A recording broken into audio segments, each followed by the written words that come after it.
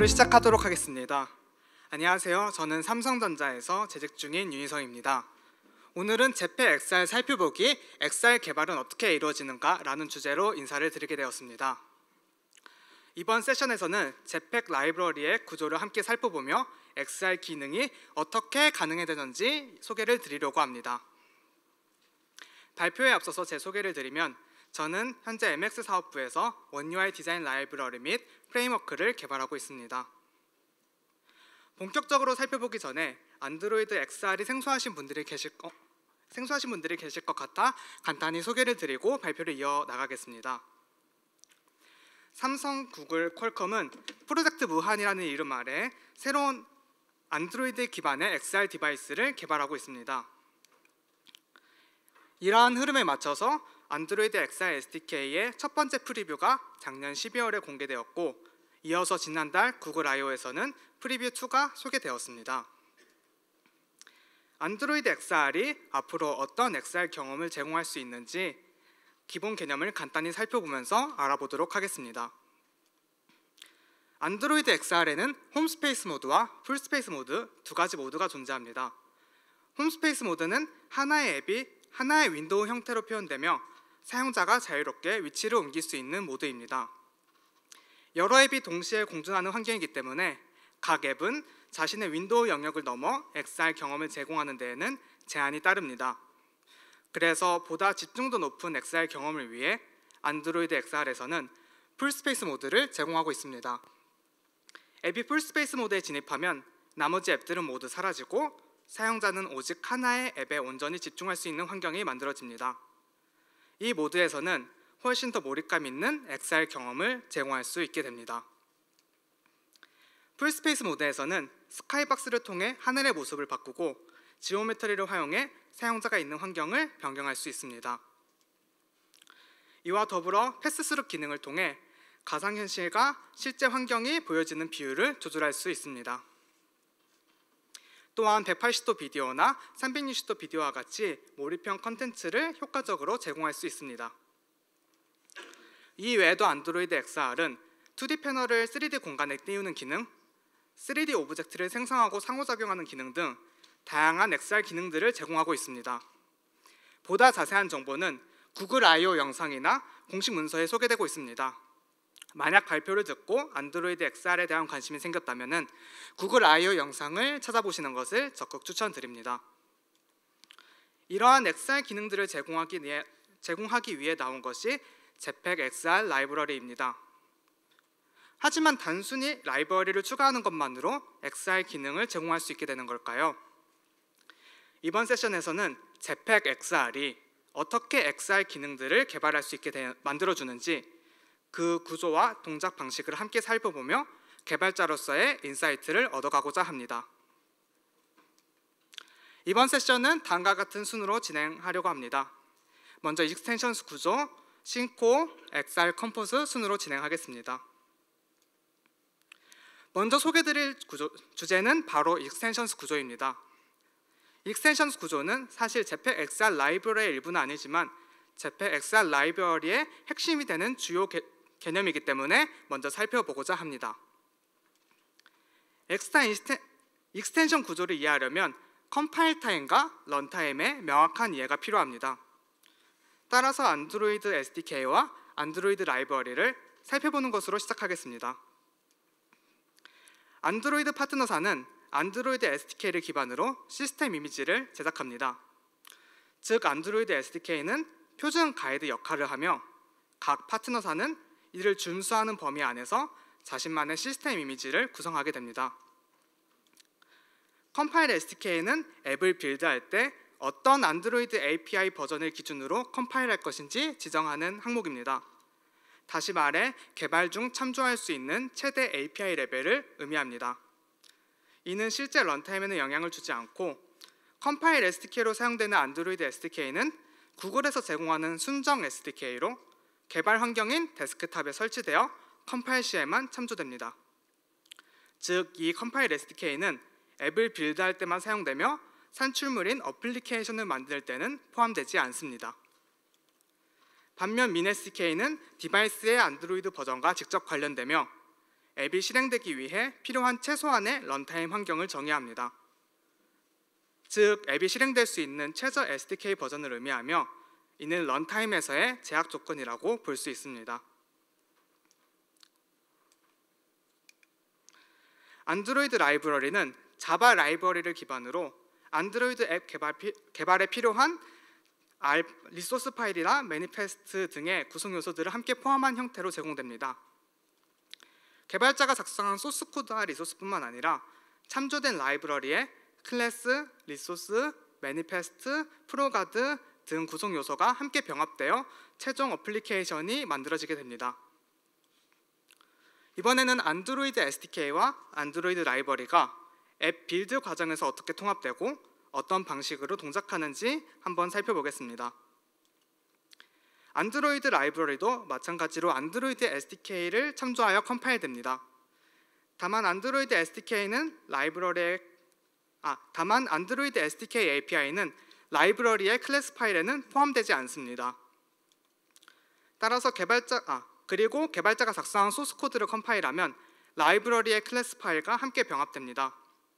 병합된 클래스 파일은 D 파일을 통해 달빛 벌처머신이 이해할 수 있는 덱스 포맷으로 변환됩니다.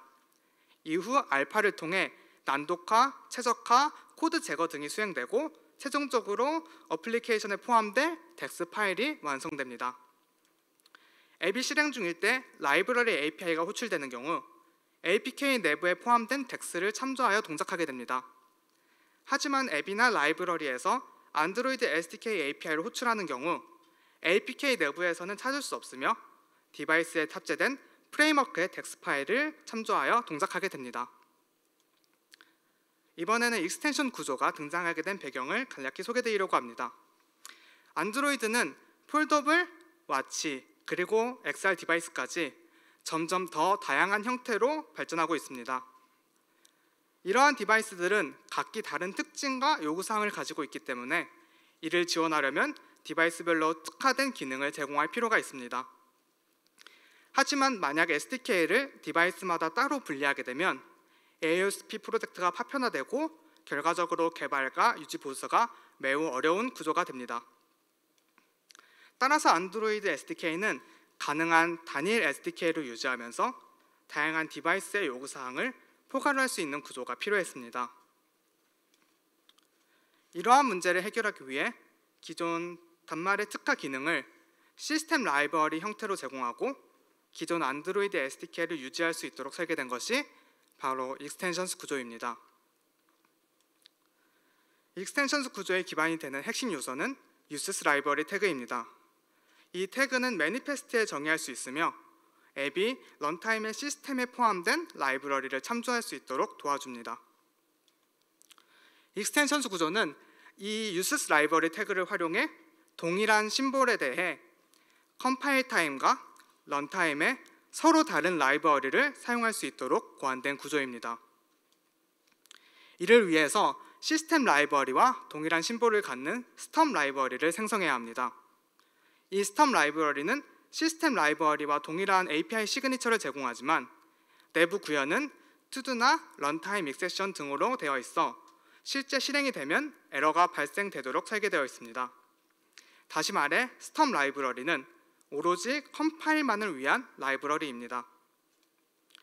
개발자는 이 스톰 라이브러리를 컴파일 시에만 참조되도록 설정합니다. 이렇게 하면 익스텐션 API를 호출하더라도 스톰 라이브러리에 의해 참조가 가능하므로 정상적인 빌드가 가능해집니다. 하지만 생성된 산출물에는 익스텐션 API가 포함되지 않습니다.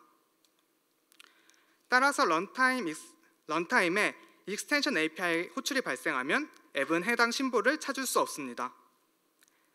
하지만 uses 라이브러리 태그를 활용하면 런타임에 시스템에 탑재된 익스텐션 라이브러리를 참조하도록 설정할 수 있습니다. 결과적으로 컴파일 시에는 스톰 라이브러리를, 런타임 시에는 시스템 라이브러리를 참조하는 구조가 됩니다. 이는 개발자 입장에서 하나의 일관된 API처럼 사용할 수 있게 됩니다. 다만 이 구조에도 몇 가지 단점이 존재합니다. 두 개의 라이브러리 버전이 일치하지 않는 경우 컴파일 시에는 문제가 없지만 실제 앱 실행 시 런타임 에러가 발생할 수 있다는 점이 큰 리스크로 작용합니다. 또한 익스텐션 API는 런타임 구현을 참조하는 구조이기 때문에 컴파일 시점에 사용되지 않는 코드로 간주되어 알팔에 의해 난독화되거나 제거될 수 있습니다. 이로 인해서 앱 실행 중 해당 심볼을 찾지 못해 예기치 못한 오류로 이어질 수 있습니다. 익스텐션스 API는 시스템 라이브러리 형태로 배포되어야 합니다. 이 때문에 라이브러리 업데이트만으로는 변경이 불가능하며 바이너리 수준의 배포가 필요합니다. 결과적으로 한 번 배포된 익스텐션 API는 이후 수정이 매우 어렵습니다. 또한 익스텐션 구조를 올바르게 사용하려면 빌드그레들의 스톰 라이브러리를 컴파일 타임에만 참조하도록 설정해야 하고 매니페스트에는 유스 라이브러리 태그를 이용해 시스템 라이브러리에 대해 선언해줘야 합니다. 그리고 알팔에 의해 제거되거나 난독화되지 않도록 적절한 프로가드까지 설정해줘야 합니다. 이를 정확하게 이해하고 구성해줘야 되기 때문에 개발자 입장에서는 다소 복잡한 환경 설정을 요구하게 됩니다. 하지만 고수준 라이브러리로 익스텐션 라이브러리를 숨긴다면 앞서 살펴본 단점들을 일부 보완할 수 있게 됩니다. 고수준 라이브러리는 XR 익스텐션에 대한 의존을 분리한 독립적인 API 체계를 구축하여 개발자에게 직관적인 API를 제공할 수 있게 됩니다. 또한 고수준 라이브러리는 유스 라이브러리 태그를 정의한 매니페스트와 적절한 프로가드 설정을 이미 포함하고 있습니다. 따라서 앱 빌드 시 라이브러리에 의해서 자동으로 병합되게 됩니다. 스톰 라이브러리는 라이브러리의 클래스 파일을 만들 때 필요하며 만들어진 클래스 파일을 참조할 때는 필요하지 않습니다. 결국 개발자는 고수준 라이브러리만 추가하면 앞서 살펴본 모든 설정이 자동으로 적용되어 복잡한 내부 구조를 몰라도 간단하게 사용할 수 있는 환경이 제공됩니다. 이번에는 익스텐션 라이브러리가 어떻게 컴파일되고 동작하는지 그 과정을 살펴보겠습니다. XR 익스텐션은 컴파일 온리로 의존성을 추가해야 합니다. 그 결과 컴파일 과정에서는 참조할 수 있지만 실제로 생성되는 라이브러리의 클래스 파일에는 포함되지 않습니다. 반면 앱 실행 중 익스텐션 API가 호출되는 경우 디바이스에 탑재된 시스템 라이브러리의 텍스트 파일을 참조하여 동작하게 됩니다. 익스텐션 구조는 동일한 심볼에 대해 컴파일 타임과 런타임에 서로 다른 라이브러리를 참조하도록 설계되었습니다. 이를 통해 안드로이드 SDK 수정 없이 마치 일반 라이브러리를 사용하는 것처럼 디바이스의 특화 기능을 확장할 수 있게 됩니다. 익스텐션스 라이브러리는 고수준의 라이브러리로 감사 안정적으로 외부에 공개하는 전략을 주로 사용하고 있습니다. 이제 JXR 라이브러리 중 하나인 싱코어에 대해서 살펴보겠습니다. 앞서 살펴본 것처럼 익스텐션스 구조는 여러 제약이 함께 존재합니다. 따라서 전략적으로 고수준 라이브러리를 감싸서 제공하는 방식이 채택되고 있습니다. 그리고 XR 기능을 제공하는 XR 익스텐션 라이브러리를 고수준으로 추상화하여 제공하는 것이 바로 싱코어 라이브러리입니다. 이를 확인할 수 있는 간단한 방법은 매니페스트 내 유스 라이브러리 태그가 정의되어 있는지 그리고 빌드그레들 파일에 컴파일 온리로 스톰 라이브러리가 추가되고 있는지 확인하는 것입니다. 싱코어의 매니페스트와 빌드그레드를 확인하면 컴 안드로이드 익스텐션 XR 패키지의 라이브러리를 확인할 수 있으며 이는 싱코어가 익스텐션 구조를 활용해 XR 기능을 제공하고 있다는 것을 알 수 있습니다. 싱코어 라이브러리는 엔티티 컴포넌트 시스템을 기반으로 설계되어 있습니다. 엔티티는 싱코어의 가장 기본이 되는 구성 단위이며 모든 XR 요소는 엔티티 객체로 표현됩니다. 그리고 이 엔티티 객체는 부모-자식 관계의 트리 형태로 구성할 수 있습니다. 여기에 컴포넌트를 추가함으로써 각 엔티티에 특정 동작이나 속성을 부여할 수 있습니다. C는 XR 환경 전체를 대표하는 루트 컨테이너이며 내부에 하나의 루트 엔티티를 포함하고 있습니다. 즉 C는 엔티티를 배치하는 공간입니다. 마지막으로 세션은 싱코어의 전체 컨트롤러 역할을 담당합니다. 하나의 액티비티에 종속되어 동작하며 XR 환경의 상태와 생명 주기를 관리하고 있습니다. 그리고 내부에는 하나의 씬을 포함하고 있습니다. 따라서 이번 세션에서는 씬코어의 주요 요소인 세션과 엔티티를 구조를 중심으로 씬코어가 XR 익스텐션 위에서 어떻게 동작하는지 함께 살펴보고자 합니다. 가장 먼저 세션이 생성되는 과정을 살펴보고자 합니다. 세션은 액티비티를 인자로 받는 정적 팩토리 메소드를 통해 생성되고 있습니다. 그리고 이 팩토리 메소드는 내부 메소드로 다시 위임을 하고 있습니다. 위임된 메소드를 살펴보면 플랫폼 어댑터 인스턴스를 생성한 후에 이를 활용하여 세션 객체를 생성하고 있습니다. 생성되는 플랫폼 어댑터의 코드를 실제로 따라가 보면 JXR 플랫폼 어댑터 AXR 클래스이며 이 클래스 내부에서는 XR 익스텐션 API인 COM 안드로이드 익스텐션 XR 패키지를 인풋 구문에서 확인할 수 있습니다. JXR 플랫폼 어댑터는 사실 XR 런타임 라이브러리 내에 정의된 인터페이스입니다. 그리고 인터페이스로 구현한 클래스가 씬코어의 JXR 플랫폼 어댑터 AXR이며 내부에서 XR 익스텐션 API의 호출이 이루어지고 있습니다. 즉 씬코어는 이 어댑터를 통해 간접적으로 XR 익스텐션을 연결하는 구조를 가지고 있습니다. 다음은 엔티티 중에서 2D 패널인 뷰를 3D 공간에 띄워주는 패널 엔티티의 생성 과정을 살펴보겠습니다. 패널 엔티티 또한 세션과 뷰를 인자로 하는 정적 팩토리 메소드를 통해 생성되고 있습니다. 그리고 이 메소드는 세션 객체를 각각의 필요한 구성 요소로 추출한 뒤 다시 내부 메소드로 전달을 해주고 있습니다. 내부 메소드에는 패널 엔티티를 생성하는데 특이한 점은 패널 엔티티는 내부적으로 RT 엔티티를 랩핑하고 있으며 이 RT 엔티티는 플랫폼 어댑터를 통해서 생성하고 있습니다.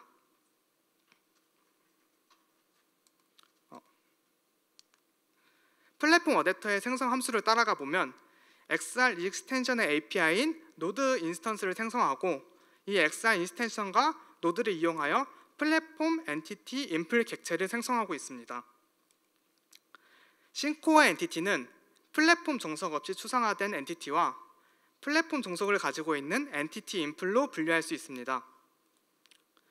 엔티티와 엔티티 인플 모두 XR 런타임 라이브러리에 정의된 엔티티 인터페이스를 구현하고 있습니다. 이를 통해 공통된 기능을 동일한 형태로 다룰 수 있으면서도 외부와 내부의 책임을 명확히 분리하는 구조를 갖추고 있습니다. 엔티티는 XR 익스텐션과 독립된 API로 개발자가 쉽게 사용할 수 있도록 제공되는 API입니다. 이 엔티티는 생성 시점에 플랫폼 어댑터를 통해서 엔티티 인플 객체를 생성하고 이를 랩핑하여 구현되어 있습니다. 엔티티 인플은 내부적으로 XR 익스텐션에 노드를 랩핑하여 구현되어 있습니다. 즉 플랫폼 종속적인 기능은 모두 엔티티 인플에서 처리하고 있습니다.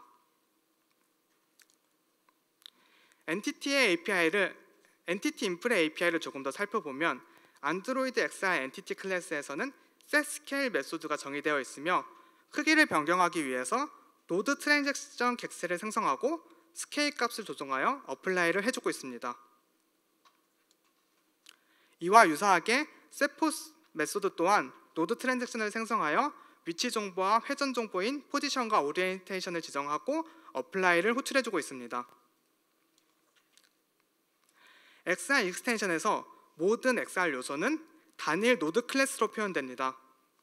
이러한 노드의 상태를 변경할 때는 노드 트랜잭션을 생성해 원자적으로 업데이트할 수 있도록 설계되었습니다.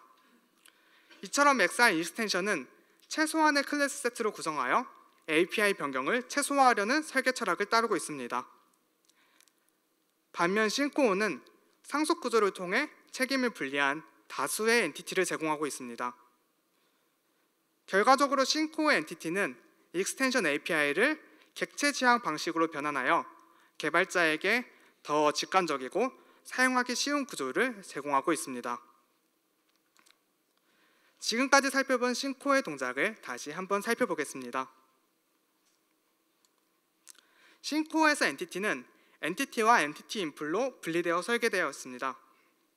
엔티티는 개발자에게 사용되는 퍼블릭 API로 내부에서는 엔티티 인풀을 이용하여 구현되어 있습니다.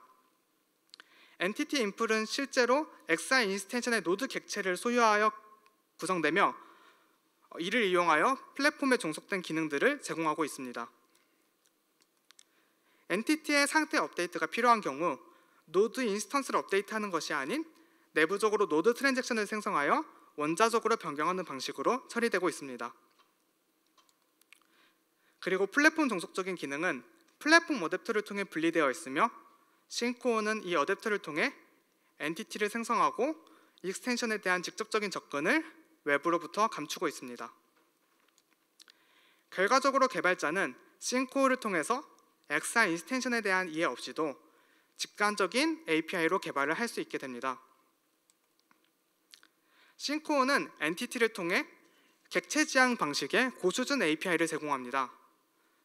덕분에 개발자는 복잡한 내부 구조를 몰라도 XR 기능을 직관적으로 사용할 수 있게 됩니다. 싱코어는 내부적으로 플랫폼 어댑터를 통해 플랫폼 종속된 기능을 분리하여 구현하고 있습니다. 엔티티는 내부적으로 엔티티 인풀 객체를 감싸고 있으며 엔티티 인풀은 다시 XR 인스텐션의 노드를 감싸고 있습니다. 이러한 구조 덕분에 싱코어 엔티티는 XR 인스텐션의 의존성 없이 확장성과 유지 보수성을 고려한 유연한 설계로 제공할 수 있게 됩니다. 이번에는 또 다른 JXR 라이브러리인 XR 컴포즈에 대해서 살펴보고자 합니다. XR 컴포즈에서는 컴포저블 기반으로 동작하는 스페셜라이즈드 컴포넌트와 서브스페이스 컴포저블로 기반하는 서브스페이스 컴포넌트 두 가지가 있습니다. 스페셜라이즈 컴포넌트에는 윈도우 주변에 띄워주는 오비터, 스페셜 다이얼로그, 스페셜 팝업, 스페셜 엘리베이션 등이 있습니다. 이러한 스페셜라이즈 컴포넌트들은 모두 엘리베이트 패널을 기반으로 구현되어 있습니다. 따라서 우리는 엘리베이트 패널의 구조와 내부 구현을 살펴보며 스페셜라이즈 컴포넌트들이 어떻게 구성되어 있는지 알아보려고 합니다. 엘리베이트 패널은 크기와 위치, 쉐입 그리고 컨텐트 등을 인자로 받고 있는 컴포저블 함수입니다. 엘리베이트 내부에서는 리멤버 컴포즈 뷰를 호출하여 뷰 객체를 생성하고 있으며 내부에서는 컴포즈 뷰를 인스턴스로서 생성하고 있습니다. 이렇게 생성된 뷰는 앞서 살펴본 싱코어 API인 패널 엔티티를 생성하는 데 사용됩니다. 또한 인자로 전달된 컨텐츠는 앞서 생성한 컴포즈 뷰에 연결하여 UI를 구성해주게 됩니다. 만약 위치나 사이즈가 변경되는 경우 런치드 이펙트를 통해 값이 변경될 때마다 엔티티의 API를 호출하여 XR 공간상에서 위치와 크기를 갱신해주고 있습니다. 스페셜라이즈드 컴포넌트는 엘리베이트 패널을 기반으로 동작합니다. 그리고 엘리베이트 패널은 내부에서 컴포즈 뷰를 생성하고 이를 다시 싱코어의 패널 엔티티로 변환하여 컴포즈 UI를 XR 공간에 배치하고 있습니다. 즉 스페셜라이즈드 컴포넌트는 기존 컴포즈 UI를 손쉽게 3D 공간상에 배치할 수 있도록 도와줍니다. 다음은 서브스페이스 컴포넌트입니다. 서브스페이스 컴포넌트에는 레이아웃을 지원하는 스페셜 로우, 스페셜 칼럼, 스페셜 박스와 컴포즈 UI를 올릴 수 있는 스페셜 패널 등이 있습니다. 그리고 이 서브스페이스 컴포넌트들은 모두 컴포저블 어노테이션뿐만 아니라 서브스페이스 컴포저블 어노테이션이 정의된 서브스페이스 컴포저블 함수입니다. 레이아웃의 컨텐트 또한 서브스페이스 컴포저블 함수를 전달받고 있습니다. 서브스페이스 컴포넌트들은 모두 서브스페이스 레이아웃을 기반으로 구현되어 있습니다. 따라서 이 서브스페이스 레이아웃을 중심으로 서브스페이스 컴포넌트가 어떻게 공간을 구성하고 관리하는지 알아보겠습니다.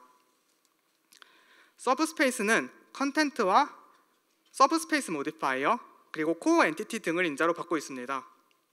만약 별도로 코어 엔티티를 전달하지 않는 경우 내부적으로 컨텐트 리스 엔티티를 생성하여 사용합니다. 이 컨텐트 리스 엔티티는 레이아웃처럼 직접적인 컨텐츠는 없지만 XR 공간 내에 위치나 크기와 같은 공간 배치를 지원하기 위해 만들어진 특별한 엔티티입니다. 내부적으로는 컴포스 서브스페이스 노드를 생성해 서브스페이스 모디파이어와 코어 엔티티를 설정해주고 있습니다. 컴포스 서브스페이스 노드의 서브클래스인 서브스페이스 레이아웃 노드의 플레이스 앤 메소드를 살펴보면 내부에서 코어 엔티티의 업데이트 엔티티 포스를 호출해주고 있습니다. 그리고 이 API는 엔티티의 셋 포즈를 호출하여 XR 공간상의 위치를 업데이트하고 있습니다. 서브스페이스 컴포저블 함수는 일반 컴포저블 함수에서는 호출할 수 없습니다.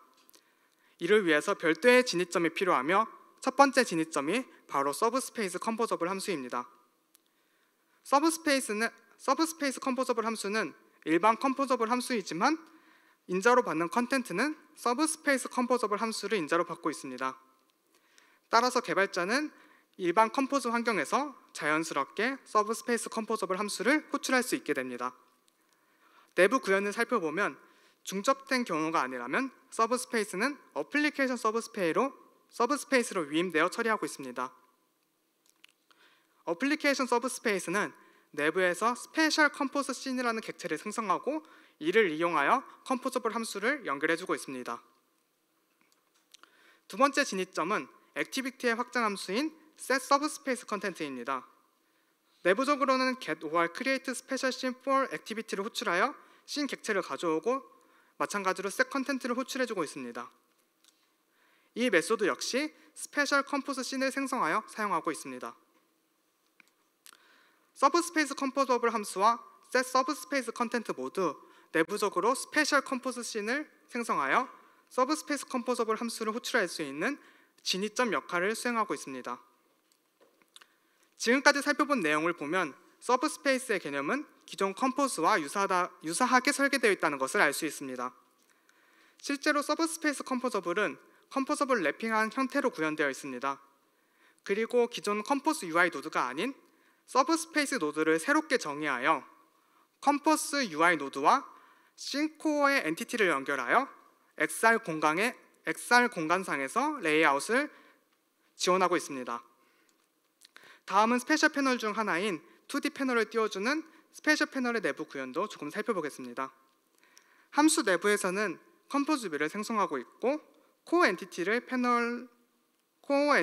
패널 엔티티를 생성하고 있습니다.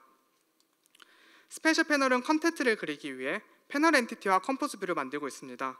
이는 앞서 살펴봤던 스페셜라이즈 컴포넌트와 유사하다는 것을 알 수 있는데요. 하지만 스페셜 패널은 서브스페이스 컴포저블 함수에서 다시 컴포저블 함수를 호출할 수 있는 진입점 역할을 수행하고 있습니다. 지금까지 XR 컴포즈를 살펴보았습니다. XR 컴포즈는 컴포저블 함수로 구성된 스페셜라이즈 컴포넌트와 서브스페이스 컴포저블 함수로 구성된 서브스페이스 컴포넌트가 있습니다. XR 컴포즈는 씬코어의 엔티티 시스템을 확장하여 구현되어 있습니다. 서브스페이스 컴포넌트는 새로운 컴포즈 UI를 정의하여 기존 컴포즈와 유사한 방식으로 XR 요소에 대한 공간 배치를 지원하고 있습니다. 제가 준비한 내용은 여기까지입니다. 이번 세션을 통해서 제페 XR의 구조를 함께 알아보면서 개발자로서 다양한 인사이트를 얻어 가셨길 바랍니다. 마지막으로 이번 세션을 요약하며 마무리하도록 하겠습니다. 익스텐션 구조를 통해 안드로이드 SDK를 유지하면서 XR 디바이스에 필요한 기능들을 제공할 수 있게 되었습니다. 이 구조 덕분에 안드로이드 SDK를 변경하지 않고도 새로운 기능을 유연하게 추가할 수 있었습니다. 씬코어 라이브러리를 통해 XR 익스텐션을 추상화하고 개발자에게 직관적인 API를 제공하여 보다 직관적으로 XR 요소를 제어할 수 있도록 만들었습니다. 마지막으로 XR 컴포즈를 통해서 컴포즈에서도 손쉽게 XR 요소를 만들고 제어할 수 있게 되었습니다. 이처럼 제페 XR은 확장성, 직관성, 생산성 측면에서 개발자에게 큰 이점을 제공하고 앞으로 개발을 훨씬 더 쉽게 만들어줄 것입니다. 네, 이상으로 발표를 마치도록 하겠습니다.